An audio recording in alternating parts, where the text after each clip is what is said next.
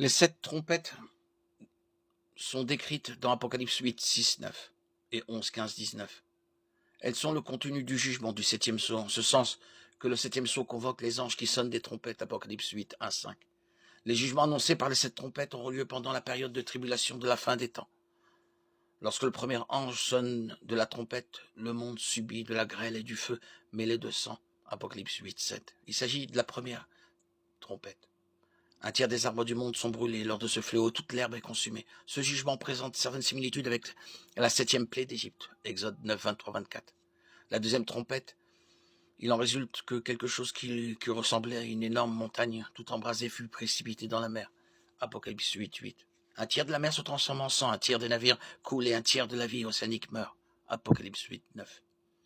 Ce jugement ressemble à certains égards à la première plaie d'Égypte, Exode 7, 20, 21.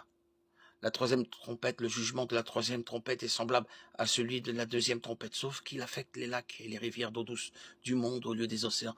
Plus précisément, une grande étoile brûlante comme un flambeau tombe du ciel et empoisonne un tiers des réserves d'eau. Apocalypse 8, 10. Cette étoile porte le nom d'absinthe et de nombreuses personnes en meurent. Apocalypse 8, 11. En botanique, l'absinthe, Artemisia absinthium, est une plante arbustive connue pour son amertume extrême et ses propriétés vénéneuses. La quatrième des 7 trompettes apporte des changements dans les cieux.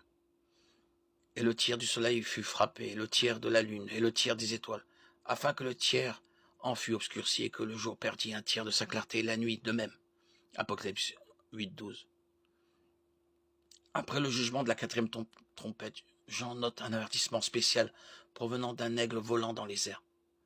Cet aigle crie d'une voix forte: Malheur, malheur, malheur aux habitants de la terre à cause des sons de trompette que vont sonner les 3 autres anges. Apocalypse 8, 13.